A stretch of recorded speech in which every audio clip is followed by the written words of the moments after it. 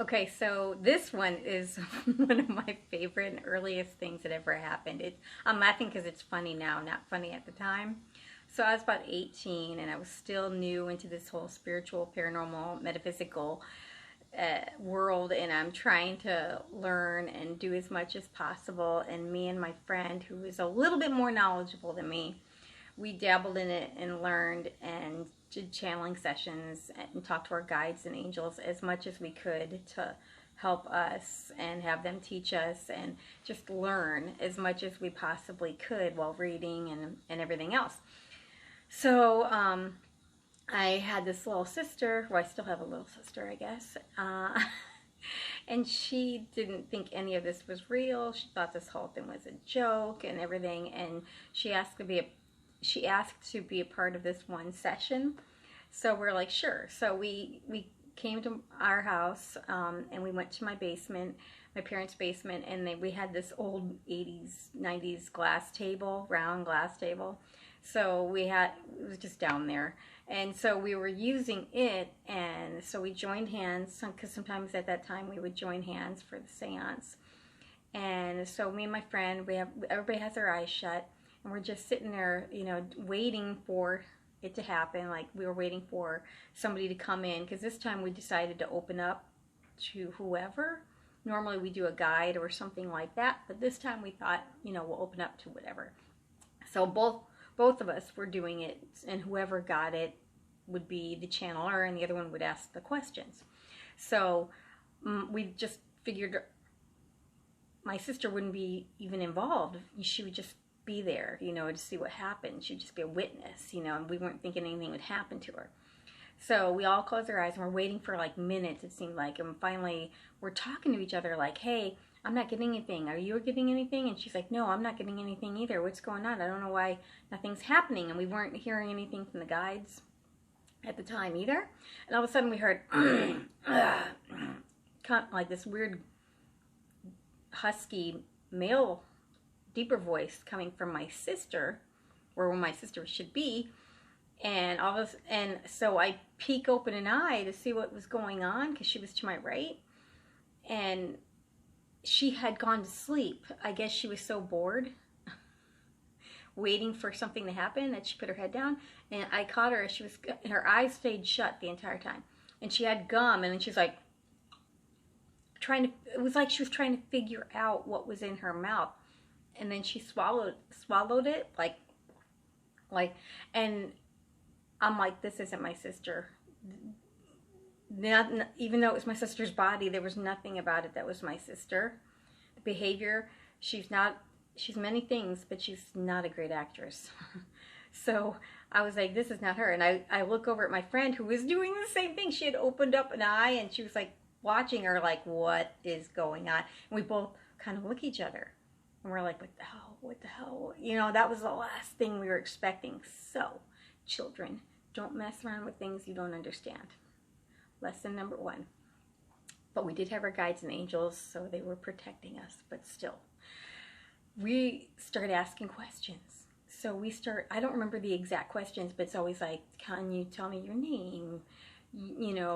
Where are you? Like, what place is this? What year is this? The basic questions to figure out.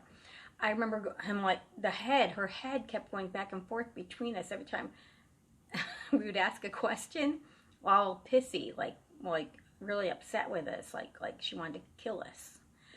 And I remember answering in a husky, deeper voice. And at one point we go, are you a woman? And she was like, yeah, I'm a woman.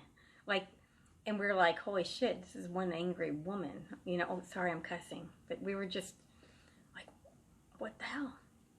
So, then I said hell. And we're like, oh my God, we're so angry right now. So we're trying to figure this out. So come to find out, because this took a long time, come to find out, asking questions, it was a man in the 1800s sometime. I don't remember the exact date. I'll say 1840s, 1850s. I really don't remember anymore. Louisiana, Alabama, somewhere in the deep south. And he didn't know he was dead. That's why he was so angry with us. He couldn't understand why we were asking such stupid questions, because for him, he was still alive and we should know these things. And he was a man, so he was like, yeah, I'm a woman. You know, he couldn't understand why we were asking things like that. So he didn't know he was dead. He didn't understand any. So he was angry with us at first. We had to explain to him. So, and he told us about a horse he was riding named Esteffi. I still remember the horse's name, Esteffi. He loved that horse. Loved that horse. The last thing he remembered was riding it. And then he fell off. And I can't remember the reason what the horse did or what happened that made him fall off. But he ended up hitting his head, and that's how he died. He left so fast he didn't know he died. So he was stuck in this weird limbo, and we got him. So once he realized he was dead and he accepted it, he just started bawling. My sister cried so many tears I've never, ever seen her cry before or since, because she's not a crier. Just dripping off of her like a waterfall and everything. So we, after he calmed down and everything, and he was kinder once he realized what was going on and we straightened him out. He was so like completely different person. So we talked him into going to the light, and his horse was there, his family was there, everybody was there waiting for him to just cross over and follow the angels, because we asked some angels to come and escort him to the other side. And he was gone. And all of a sudden my sister popped. I remember her popping back in like, what the hell just happened? I mean, it was like the change was insane. And she's like, what the hell just happened? Like, she was freaking the freak out like she should have been, honestly, if it happened to me. And she just freaked out and then got up and ran and went upstairs. And I don't blame her for that. So we didn't see her for a while after that. In fact, I think she avoided us like the plague after that. We were scary people, and I don't blame her. So, but she did explain when she finally, days later, got her stuff together. She explained what happened on her end, which is fascinating too. She said that all of a sudden she got really sleepy when we started. Nothing was happening, and she got this weird feeling to go to sleep. So she put her head down. And she said when she put her head down, she said she stayed in that position. She never moved from that position in spirit, and just floated across the basement and watched from the other side of the room. And she said where her body was supposed to be was a floating cloud mist, and inside was a man's head, and he had big brown hair like a mountain man, burly brown beard and mustache, and he was pissed. She said it scared her, but there was nothing she could do. She was kind of like frozen in that position, and all she could do was watch. And he was pissed at. She goes, he wanted to kill us. And I completely get that, because that's exactly the kind of person we were dealing with in the beginning. He was angry. So she said, she goes, he kept moving his head back and forth, and that's exactly what she was doing, you know.